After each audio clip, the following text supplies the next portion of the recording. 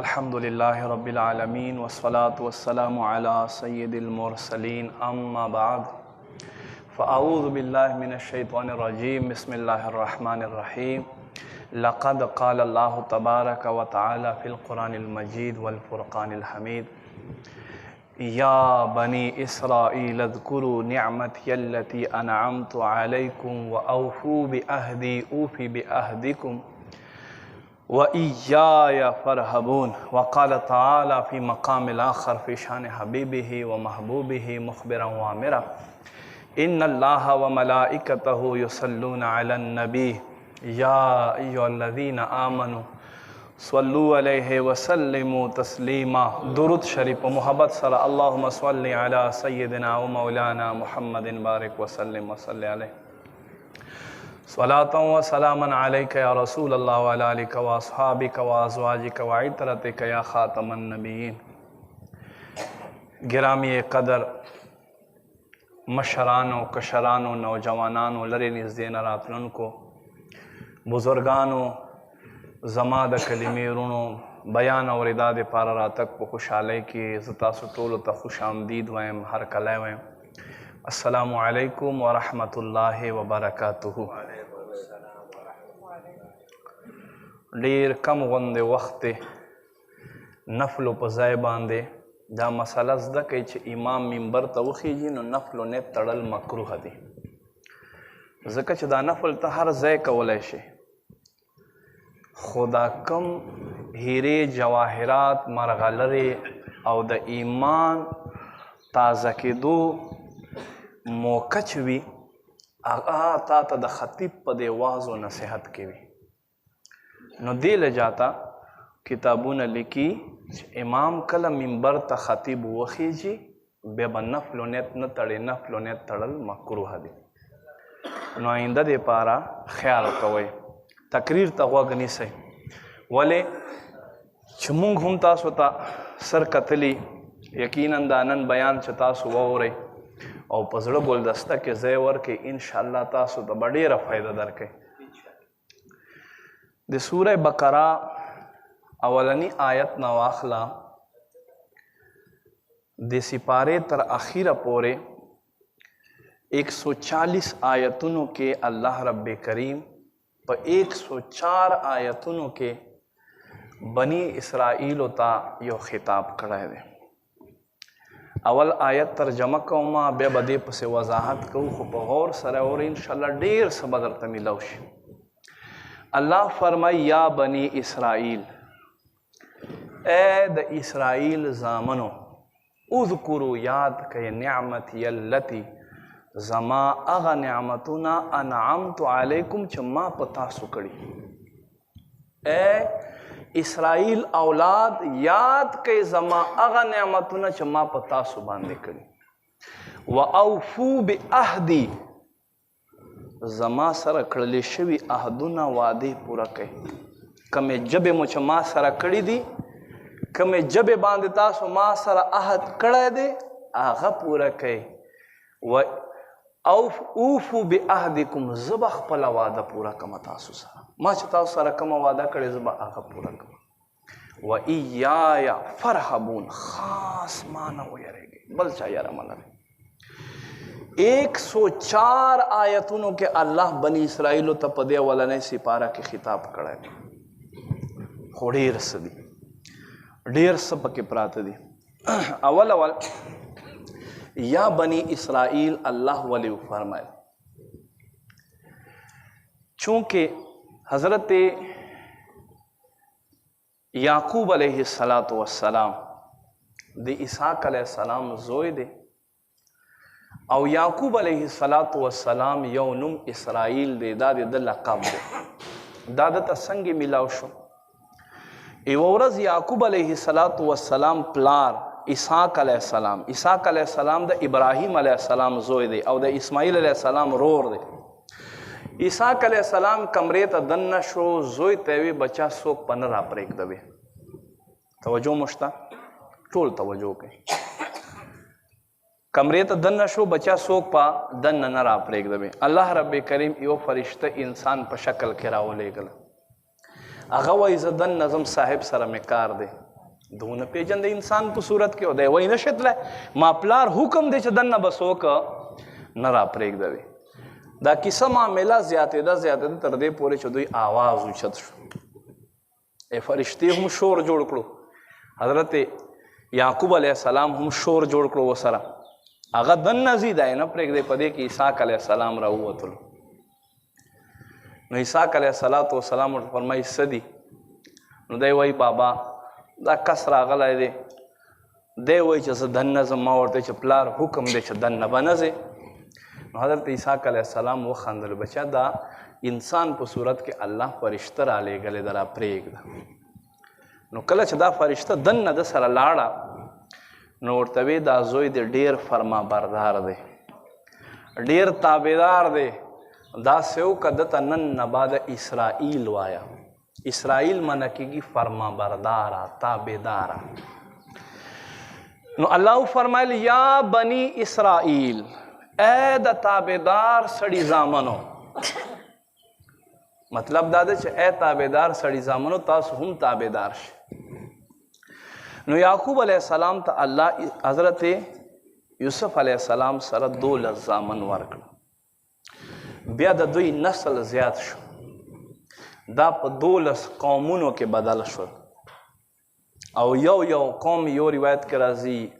12 لکه و بل روایت کې راځي نه 12 زره کله چې موسی علیه السلام سره دوی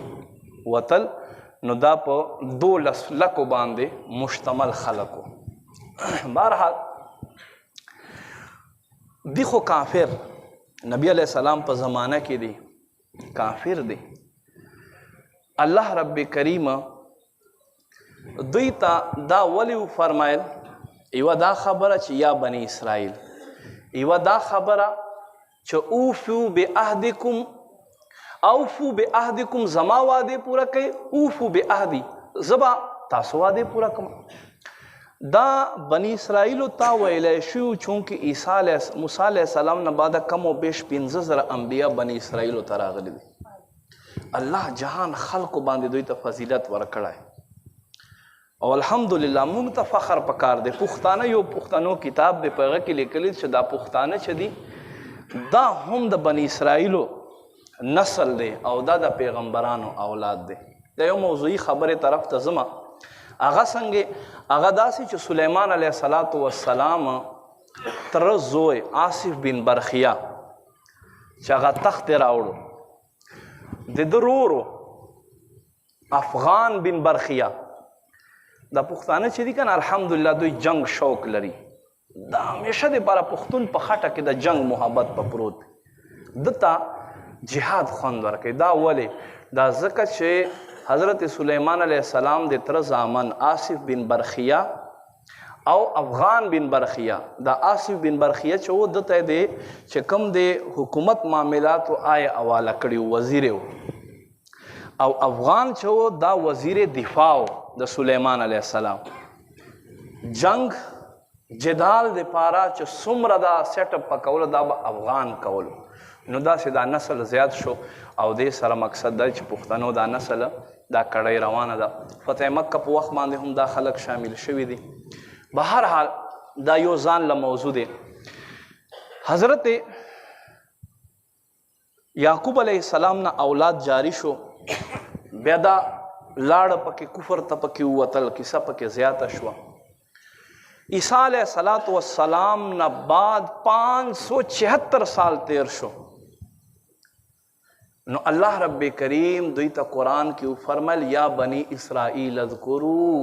اے بنی اسرائیل یاد کئ زما نعمتونه انعمت علیکم چې ما په تا باندې تاسو کړي اوفو بعهدی زما وعده پوره کئ اوفی بعهدکم زه به تاسو وعده پوره کوم هغه وعده څه شوی تفاصیل لیکي هغه وعده دا وي چې دوی وی یا رب دومره زمانه تېره شوه پیغمبر نه دی راغلی د ستا رسول نه دی راغلی یا رب موږ ته رسول راولېږه چې موږ د هغه اطاعت وکړو او هغه پسې لاړ شو نو الله نبی پاک صلی الله علیه و آله وسلم ورته راولېږلو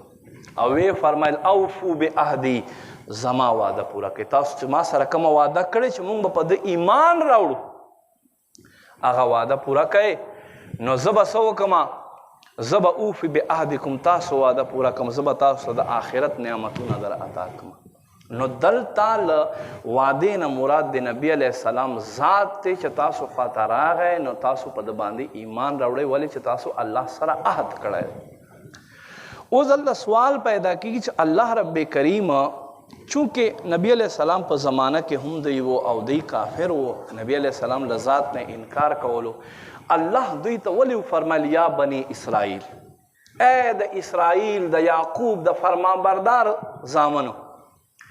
قرآن مجید یو اسلوب دی، یو اسلوب دی، یو طریقہ کار دی، نرم لہجہ،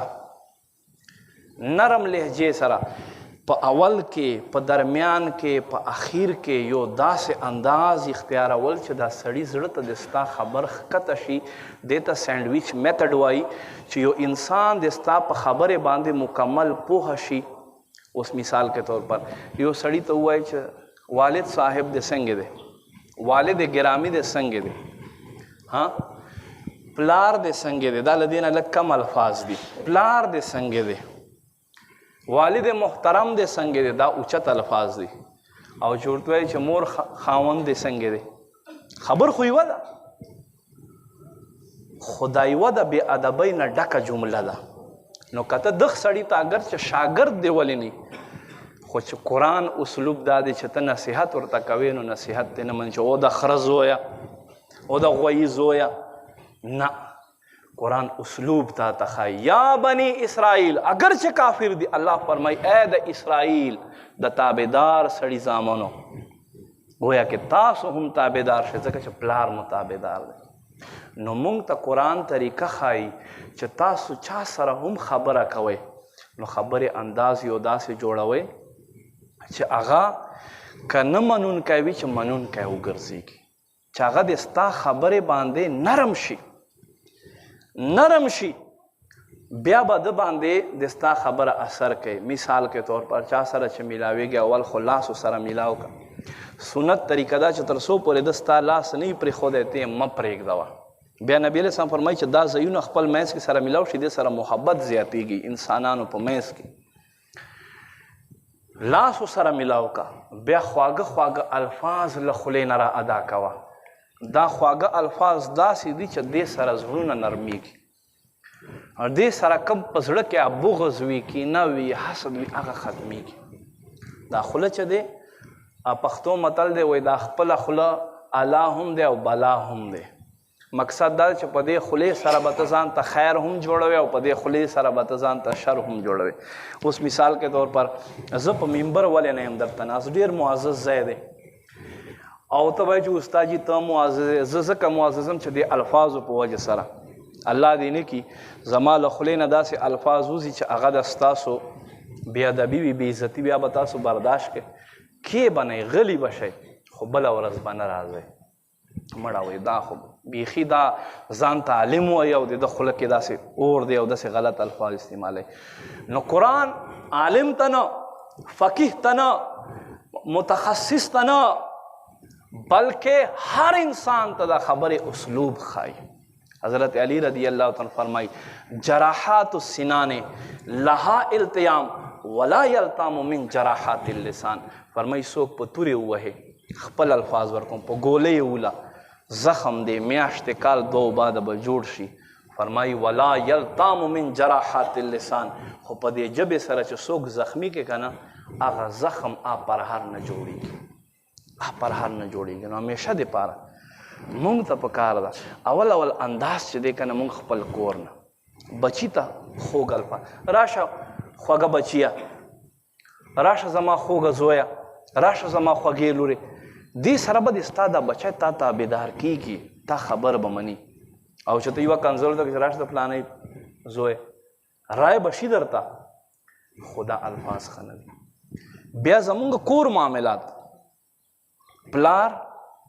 ښځې ته زامنو بالغ نوجوانان زامنې دی کنځلې کوي، ډېر خو داسې وي جریح او جاهل چې زامنو تر مخه ښځه وهي،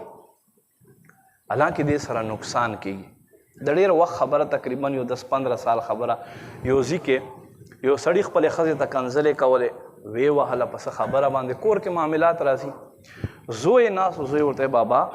ګوره مکه او زما تر مخه ما مور ته سموي او دا حقیقت دی چې زوی په مور ودرېږي او لور چې دی هغه په پلار ودرېږي خو نه منله بس زوی پلار ته لاس ور وانه چول سیده لاړو بیټک ته تماچه یې واخیست او ځان یې وویشتو چې زما تر مخه ما مور ته کنځلې ته څنګه کوي نو پلار ته هم پکار دی چې دی ذمه دار دی دی به الفاظ ښه استعمالوي چې اوس مثال کے طور پر خپله مونځ نه کوي او زه ته چې پاسه مونځ وکړي داسې خو نشي کېدی په خپله باندې سګرټ راکاږي او زوی ته چې ای ګورې سګرټ دې ونیوینم خولې ته دې نږدې کړی وایي پاپا ته خپله کوې او ما منه کوې دکه شانتې په خپله باندې دوه نسوارو ګول ایږدوې او ما ته وایي چې ګورې نسواریانو سره به نه ګرځې نو داسې نشي کېدی ترغیب دینے کے لیے سراپے ترغیب بننا پڑتا ہے بل چاته چې نصیحت کوي اول چې ته هم په دې معیار باندې پوره یې بهرحال ما عزت مندو الله او فرمایل یا بنی اسرائیل اے د تابعدار سړي زامنو زما نعمتونه یاد کئ زما وعده پورا کئ زه به ستاسو وعده پورا کوم خاص معنی ویریږي نعمتونه الله په موږ ډېر شی دي حضرت رابعه بصري رحمت الله علیه یو ورځ یو سړی وکتو سر نه داسې لوی څادر تاو کړی را تاو کړی او تندی یې نیولی دی وی ولې وایي نن سهار راسې مې ډېر په سخت په سر باندې درد دی وایي 40 کاله عمر دې تېر کړو 40 کاله دې په سر باندې درد و هلته خو دې پټۍ نه ده تړلې سر نه نن یوه ورځ درد شو نو ته ناشکري کوې پټۍ تړې نو سر نه پټۍ تړل یا کپړه تړل دا منع نه دي ناروا نه دي یا سر درد ګولۍ خوړل دا ناروا نه دي صرف دا وینا مقصد د رابعه بصري چې الله نعمت درکړو نو په هغه شکر ادا کوه چې کله امتحان درکړو نو په هغې باندې بیا صبر وکړه بیا ډول غاړې ته ما اچوه چې ډول ډنګوي چې یاره ما ته خو دا تکلیف ته او ما ته خو دا تکلیف ته او ما ته خو دا تکلیف ته نه هغه څوک د پوست نه وکړي بلکل جواب ورکوه ولې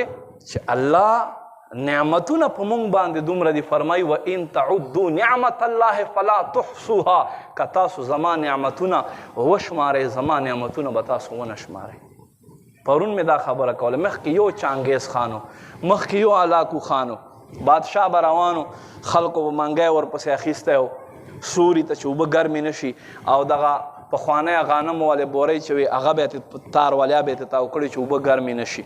ښه بادشاه به چناو سر خواته به یو ولاړو بل به ولاړو به بوځی به یې پرې وهلو په اس باندې به بادشاه سفر کولو بله غټه سورلی نه وه اوس ته خپل ځان ته وګوره الله مونږ ته پنکیر عطا کړی الله مونږ ته ایسی عطا کړو د دنیا هر نعمت عطا کړو د منګي ګرځولو ضرورت نشته لار کې ځان سره اوبه هم بس دکان ته ورشه ګرمې اوبه راواله یخې اوبه راواله ګرمې اوبه راواله چې کوم نعمت ته غواړې شته الله فرمایي و ان تعدوا نعمت الله فلا تحصوها تاسو به زما نعمتونه بیا ونه شمارئ نو لہذا کله هم چې تا باندې څه تکلیف راشي بیا دې نه یو بل نعمت باندې غور کوه لکه حضرت رابعه بصري رحمت الله علیها دروازې نه ورته په درشل باندې خپه ولګېده هلته غوزار شوه خپه یې راغونډه کړه وایي الحمدلله مینځه پرې راغه وایي غوزار شوې او نوک ته پرېوتو دننه خپې نه دې وینه را رانشته وایي چې الحمدلله وایي ځکه وایم چې دا خو صرف یو نوک لاړو بیا به را پیدا شوی که خپه مې ماته شوی وه که خپه مې ماته شوی نو عبادتو کې به ما څنګه عبادت کول بیا به زه بل چا په اسرې وم نو حقیقت دا دی چې الله مونږ ته دومره نعمتونه راکړي دي چې هغه مونږ نشو اخ کولی موسی علیه السلام په زمانه کې دوه رونو پیدا شو دا ټوین پیدا شو د دوی املاګانې یو ځای نښتې وې الله ژوند ورکړو وخت سیسټم روان دی ژوند یې تېرېږي طریقه کار یې څه دی لوی شو سړي شول یو به سر ور پورته کړو د ده په سر بیا کېښود دا خپې به یې د ده په خپو کېښوي او هغه به وړو چا به ستړی شو به دا بل دا سیسټم روان یوه ورځ داسې پراته دي دا یو وایي خدایه له دې نه به دې بل غټ نعمت بل غټ مصیبت چې موږ دې پې اخته کړي چې بس کله دی ورم او کله ما وري او یو ځای هم ځان لږ ګرځېدی نه شو الله امتحان چې دی ګوره یو نه بل غټ وي الله رب کریم وی ته صبر وکړه چې زه تا په بل امتحان کې واچوم الله یې دا ور مړ کړو چې ور مړ یې کړو د هغه وخت اطبا او ډاکټرانو ورته وي د دا او د ستا دا زړه رګونه او دا ټول سیسټم یو شی دی که دا مونږ تا نه کټ کړو اگر چې مړ دی ته به هم ورسره مړ شي لہذا دا سید سره ګرځوه چې تر څو پورې بیا مړ ګرځول مړ بیا ګرځولو زمونږ خلک په خپل پټي کې وشر نه ورکوي عشر نه ورکوي خو چې سیلاب یې ته وشي که نه مړه وایي خیر دی چې دا کور مې پاته شو خیر دی پټای دی نه غور وکړه دا پټای دی ولې وړو ځکه یې وړو چې تا الله حق پکې ادا کړی نه دی دقسې دکان کې ته زکات نه ورکوې کاروبار کې خو چې کله یې دنه وایسي که نه مړه یې چې سر ته خیر یي که نه خیر دی دکانونه دی نه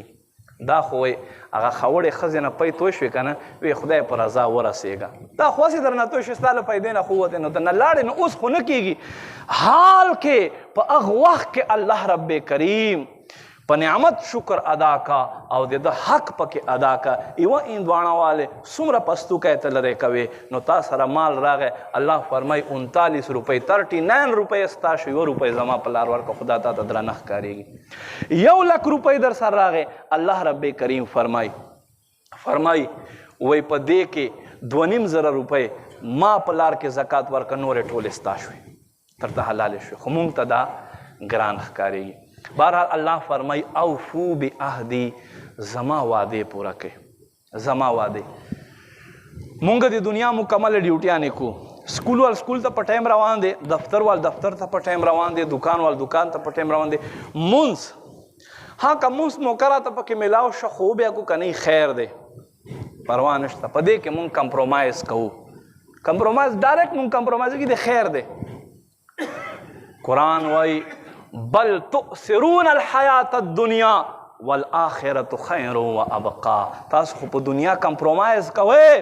آخرت په مقابل کې دنیا را اوچته کې آخرت پرېږدئ فرمای بل تؤثرون الحیات الدنیا تاسو دنیا ژوند ته ترجیح ورکوئ فرمای والآخرت خیر و ابقا آخرت چې دی دا غوره دی او دا باقی پاته کېدونکی دی یو نیک سړی پاک باز سړی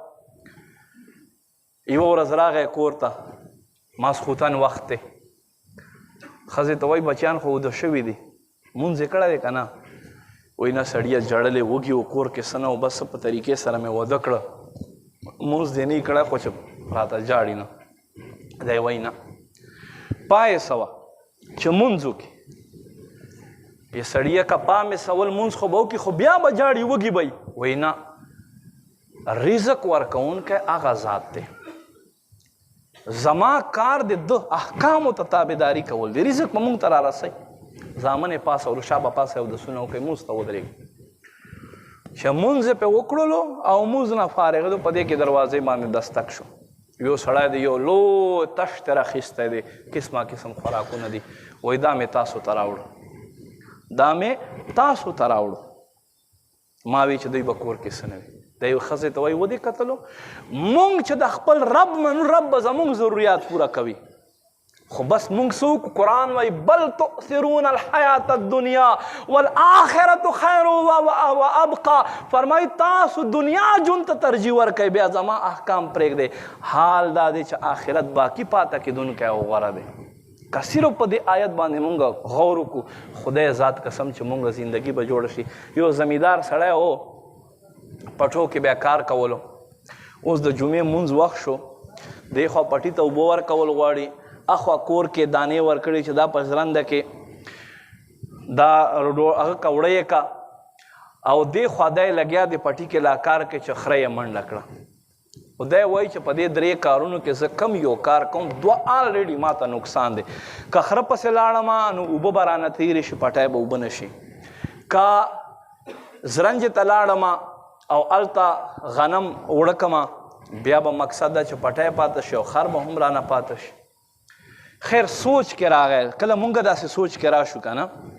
سوچ کې راغی مړه وایي پرېږده دا کارونه به کېږي دنیا دی راځه جمعې مونځ د جمعې مونځ ته لاړ شه جمعې مونځ ته راغی دا چې دا تا دکان را بند کړو تا خپل کاروبار را پرېښو